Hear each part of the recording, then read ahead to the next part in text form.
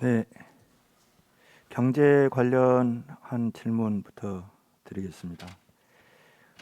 우리나라 헌법 전문에 보면은 대한민국은 국민 생활의 균등한 향상을 기한다 이렇게 밝히고 있습니다.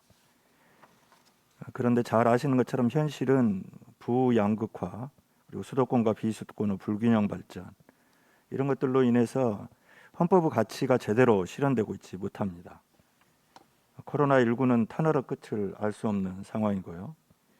예상하기 어려운 재해는 다양한 형태로 우리 삶에 어려운 장애를 조성하고 있습니다. 여기에 이제 금리 인상, 러시아 우크라이나 전쟁에 따른 물가 상승으로 서민들의 삶은 더욱 피폐해지고 있습니다. 총리님께 먼저 질문 드리겠습니다. 어제 아침 KBS 라디오 토론에 출연하신 적 있으시죠? 네, 그렇습니다. 제가 들어보니까 이 말씀하신 거 키워드 딱 인상에 남는 두 단어가 있더라고요. 하나는 이해고 하나는 인내였는데 이 이해와 인내라고 하는 것 어려운 시기에 고통을 분담한다고 하는 차원에서 중요한 문제라고 생각을 합니다. 그렇지만 이 이해나 인내도 기대와 희망이 있어야 기꺼이 할 수 있는 것이라고 생각을 하거든요. 오늘 예결 특위 우리 총리님 답변에서도 모두가 자기의 부분을 좀 희생할 필요가 있다 이렇게 말씀을 하셨는데 이미 한계 상황에 있는 국민들의 입장에서는 도대체 어떤 것을 더 희생해야 되는가 이런 것을 아마 묻고 싶어 하실 것 같아요. 그래서 대기업 감세나 규제 완화 이것이 우선이다. 우리 윤석열 정부에서는 서민 대중을 위한 정책 더 검토하고 고민해 볼 사안이다. 뭐 이렇게 들리는데 지금 국민들은 당장 하루하루 이렇게 견뎌내기도 쉽지 않은 그런 상황입니다. 이제 이런 상황에서 우리 국무위원들도 그렇고 정부 공직자들 같은 경우에 국민들에게 이해하고 좀 인내하자 이런 부탁 말씀을 드리려면 한마디 한마디 정말 조심스러워야 된다고 생각을 합니다. 그럼에도 불구하고 기재부 장관은 월급 올리기 자제하라 이렇게 기업들에게 가이드라인 주시고 총리께서는 어제 또 미국보다는 금리가 낮을 것이다 이런 언급을 하면서 한국은행 총재에게 가이드라인을 주는 듯한 그런 말씀을 하시고 사실 위기가 다 끝났다고 지금 정부는 보는 것인지 묻지 않을 수가 없는데요. 위기가 끝나지도 않은 시점에서 정부 지출을 줄이는 것, 성장에 대한 정부 기여도를 일방적으로 낮추는 결과를 초래할 수 있다. 이런 것도 또한 염두에 둬야 된다고 생각을 합니다. 우리 총리님, 최근에 재래시장 가보신 적 있으십니까? 네, 뭐 방문 목적만으로 가지는 않았습니다만 들려봤습니다. 오늘 답변에서 물가 등을 비롯한 서민 경제의 어려움 이거 대응책 마련하기 위해서 8차례 회의하셨다 이런 말씀을 하셨는데 어떻게 우리 어려운 서민들에게 희망과 기대 이런 것 다시 한번 이렇게 좀 드릴 수 있는 그런 대책 마련하셨나요? 단기적인 그러한 경제에 대한 문제가 있습니다. 그리고 중장기적으로 우리나라가 새로이 도약을 하고 또 모두가 함께 잘 살 수 있는 그런 나라를 만들어야 된다. 그런 차원에서 보면 단기적인 현재의 고통에 대해서 최대한 정부로서는 사회적 약자를 보호하기 위한 노력을 합니다만 그럼에도 불구하고 아마 충분치 못한 부분이 있으리라고 생각합니다. 그런 점에서 정부를 필두로 모두가 조금씩 좀 이해하고 인내하는 그런 것이 좀 있어야 될 것 같다는 말씀을 드리는 거고요. 중장기적으로 우리 국가가 세계에서 더 좀 또 우리 국민들이 더 행복한 그런 나라를 만들기 위한 중장기적인 변화, 개혁 이런 것들을 계속 해나가야 되고 또 그것을 하기 위해서 각 부처가 지금 최대한의 노력을 지금 하고 있다는 말씀을 드리겠습니다. 그러니까 아까도 제가 말씀을 드렸는데 지금 당장 어려우신 분들한테는 지금 어려움 좀 참고 견뎌내면 앞으로 이렇게 해서 새로운 희망이 만들어질 것이다. 이런 기대와 희망을 갖게 해드려야 되는 거 아닙니까? 근데 일단 지금 그 어려움 견뎌내고 보자 이렇게만 말씀을 하시면 당장 죽게 돼 있는 그런 국민들의 입장에서는 도대체 이 상황에서 언제까지 뭘 어떻게 견뎌라는 이야기냐 이런 말씀들 당연히 나오시지 않겠어요? 그래서 이해와 인내만 말씀 주시지 마시고 그 어려운 상황에서 우리가 조금 더 함께 견뎌내면 이러이러한 그 다음 정부 정책이 준비되어 있다. 그런 대책이 있어야 될 것 같은데 그런 것이 마련되어 있다고 우리 총리님 보시는지. 그러니까 국민들한테 지금 견뎌내면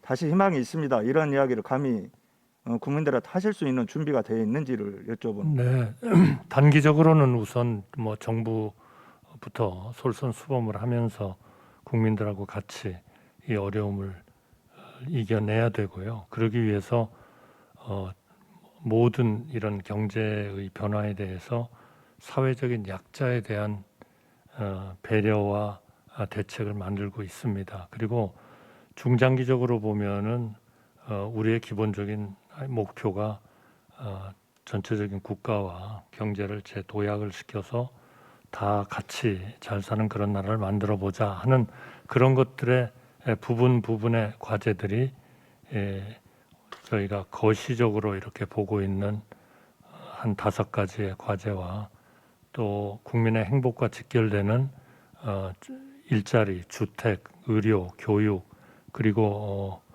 은퇴했을 때의 적절한 연금 제도 이런 것들에 대한 개혁을 저희가 지금 준비하고 또 국민들과 함께 협의하고 또 우리 국회와 협의해서 그러한 제도들을 만들어 나가겠다 하는 대책을 계속 저희가 만들고 또 설명하고 또 소통하고 그렇게 하도록 하겠습니다.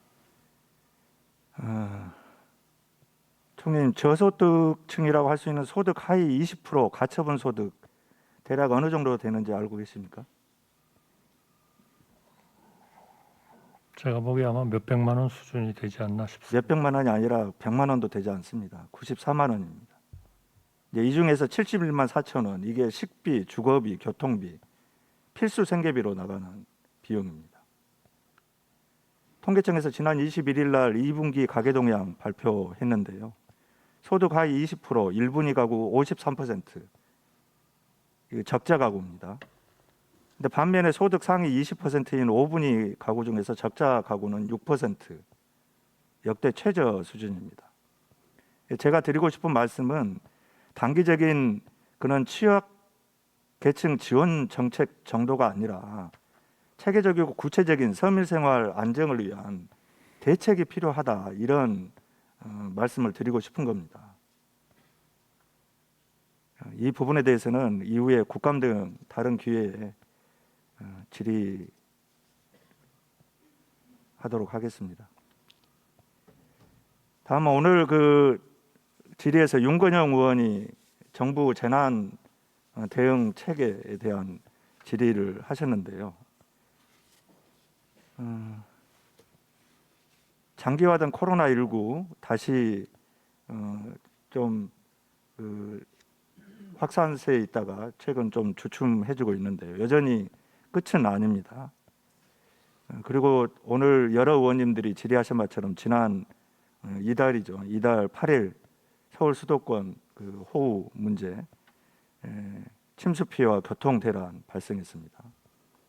반면에 남부 지역은 좀 전에 우리 해남 출신 윤재갑 의원님도 말씀을 하셨는데 가뭄으로 식수난 겪고 있고 낙동강 유역 또 일부 저수지는 완전히 바닥을 보이고 있습니다. 어떻게 보면 이 전염병이나 자연재해 이게 일상화되고 있다 이렇게 볼 수가 있을 텐데요. 뭐 재해가 발생을 하면 그 피해가 고스란히 국민생활 불편으로 이어지고 또 서민들이 더 힘들어 하신다 이런 건 너무도 잘 아실 것 같은데 제가 봤을 때는 이제는 이러한 그 재난 재해 이걸 일상화되는 것으로 받아들이고 대응을 해야 된다고 생각합니다. 이게 예상치 못했는데 이런 재난이 왔다 이런 말 안 통합니다. 그런 의미에서 본다면 이달에 있었던 서울 지역의 집중호우와 관련한 정부 대응은 정말 실망스러운 것이었다고 할 수 있습니다. 이 재해 상황에서도 묵묵히 현장을 지키는 공직자들 계시는데요.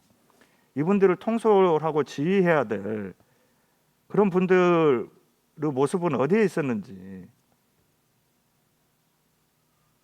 묻지 않을 수가 없습니다.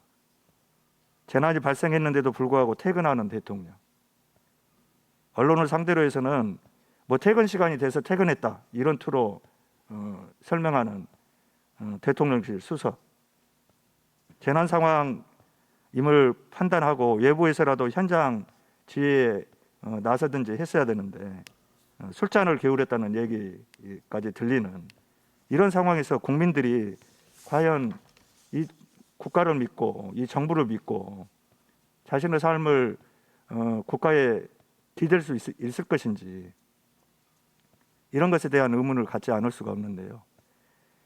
총리님, 이번 그 특히 집중호우와 관련한 재난 대응 상황 속에서 우리 정부의 대응이 적절했다고 보십니까?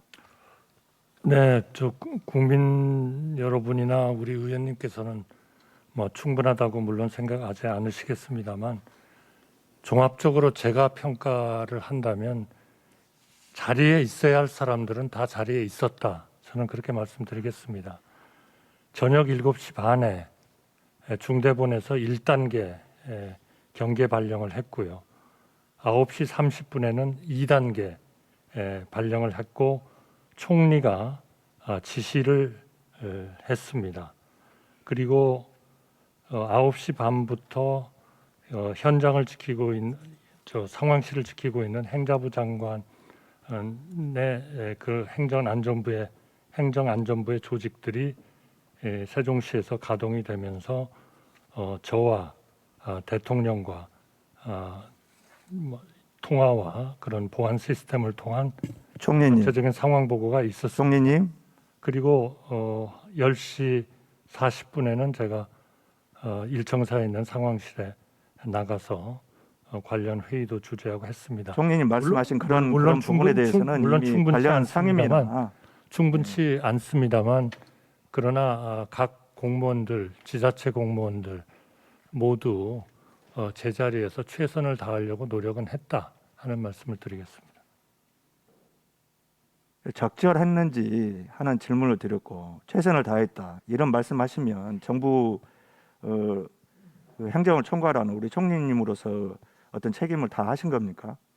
물론 준비가 좀 사망자도 있었고 재산 피해도 있었고 강남 같은 곳에 물난리도 났는데 물론 준비도 부족했습니다. 저희가 기후 위기라는 하나의 이런 도도한 하나의 그런 움직임이 있는데 거기에 대해서 비록 가장 그런 것이 잘 돼 있다는 서울시라 하더라도 소위 그 심도 빗물 터미널 같은 것도 좀 미리미리 저희가 투자를 해서 지었어야 된다. 그게 바로 우리 기후 위기에 대한 CO2를 줄이는 것만이 중요한 게 아니라 CO2를 가지고 사는 하나의 적응에 대한 투자와 우리의 준비가 좀 더 있었어야 된다. 이번에 내린 이 폭우는 측량을 한 이래로 가장 심한 폭우였습니다. 이것이 바로 기후변화라는 하나의 전 지구를 덮고 있는 하나의 이런 위기에 대해서 우리가 조금 미흡했다 하는 것을 보여줬다고 생각합니다. 네, 그런 측면에서 제가 드리고 싶은 말씀은 재난의 일상화, 다양화 이런 것에 대한 행정체계 변화까지도 검토를 하면서 단기적인 처방이 아니라 이런 근본적인 어떤 변화에 대한 정부 대응책 마련이 필요하다 이런 것을 주문드리고 저는 의원님께서 말씀하신 그 사항에 대해서 전적으로 동감합니다. 다른 사회적인 문제 하나 질문드리겠습니다. 총리님, 최근 보육원에서 퇴소해서 자립 준비 중이던 청년 극단적인 선택을 한 사건 연이어서 터졌는데 총리님도 페이스북에 애도 메시지 올리셨더라고요. 이런 비극 왜 이렇게 반복되는 겁니까? 정부가 더 좀 세심하게 이 문제를 더 챙기고 더 잘 좀 받드는 그러한 일들을 더 해야 된다고 생각합니다. 이것도 단기적인 처방으로 해결하려고 땜질식 처방을 내려서는 안 됩니다. 좀 근본적으로 우리 정부가 이런 문제가 왜 반복되는지, 소위 복지의 사각지대가 왜 발생을 하는지, 그리고 극단적 선택을 해야 되는 그런 막다른 길까지 내몰리는지 이런 것에 대한 좀 근본적인 검토가 필요하다고 보는데요. 자립 청년들 41.8% 비정규직에 종사하고 있고요. 67.6%는 월급 200만 원 이하 소득을 얻고 있습니다. 기초수급 비율도 32%나 됩니다. 이렇게 단순히 숫자 제시하면 그렇게 와닿지 않을 겁니다. 우리 시대의 청년들 다들 힘들고 어렵게 살아가고 있으니까요. 사례 하나 소개하겠습니다. 자립 청년 있습니다. 편의상 A라고 부르겠습니다. A에게는 어릴 적부터 폭력을 일삼는 아버지와 새엄마 그리고 새엄마가 낳은 동생이 있습니다. 폭력을 일삼는 아빠를 피해서 A와 동생은 방학 때마다 큰아버지 댁으로 가는 게 그나마 위안이 되었습니다. 그러다가 아빠 폭력에 지친 새엄마는 어느 날 큰아버지 댁에 있는 A를 찾아와서 미안하다고 말하면서 동생을 데리고 친정으로 떠나버렸습니다. 큰아버지와 친척들의 안방에 모여서 A를 어떻게 할 것인지 하는 애기 소리를 본인이 엿듣게 됐습니다. 그리고 이내 큰아버지가 A의 손을 잡고서 어디론가 데려가더니 선생님 말씀 잘 듣고 착하게 지내라는 말을 남기고 떠나갔습니다. 그것이 보육원이었습니다. A는 보육원을 큰 집이라고 불렀습니다. 시간이 지나고 나서 자립해야 될 그런 나이가 돼서 큰 집에서 퇴소한 이후에는 함께 퇴소한 친구들과 비주분 원룸에서 너댓 명씩 함께 살았습니다. 자립정착금 500만 원 중에서 얼마씩 떼어서 분담한 것입니다. 이렇게 오래 버티지 못하는 거죠. 얼마 가서 자립금도 바닥이 나는데요. 그러다가 A는 이렇게 사기 같은 것을 당해서 나중에 범죄 연루가 되고 그런 일까지 겪게 됩니다. 이게 이제 작년 11월 달에 국회에서 자립 준비 중인 청년들과 함께하는 토론회를 개최했는데 거기에 직접 나와서 증언을 했던 친구 이야기입니다. 자립 정착금 500만 원 가지고 그 시설에서 나오면 자립할 수 있을까요? 우리 총리님 어떻게 생각하세요? 어렵겠죠. 그래서 오늘 윤석열 대통령께서 수석 비서관회의에서 특별한 대책 주문하셨죠. 네, 그런 것으로 알고 있습니다. 국가가 전적인 책임을 지고 자립준비 청년들이 사회에 적응할 수 있도록 부모의 심정으로 챙겨달라 이렇게 특별하게 당부를 했는데 우리 정부 차원에서는 자립 청년들 위한 어떤 대책 준비하고 계십니까? 이번에 저희도 그런 사고에 그런 불행한 사태에 접하고 지금 관계부처가 합동으로 그런 분들에 대한 대책을 지금 준비하고 있는 중입니다. 이것도 단기적 아까 말씀드렸습니다. 단기적으로 자립 정착금 몇 푼 올려주고 이런 것으로 해결하려고 하면 안 됩니다. 경제적으로 어려운 것이 이 청년들의 형편이지만 또 다른 한편으로는 심리적으로 기댈 데가 없다는 거예요. 그런 부분을 해결하기 위한 대책도 동시에 마련해 주실 걸 당부드리겠습니다. 네, 종합적인 대책으로 좀 발전을 시키겠습니다. 네, 윤영덕 의원님 수고하셨습니다. 다음은 경북 포항시 남구 울릉군 김병욱 의원님 질의해 주십시오.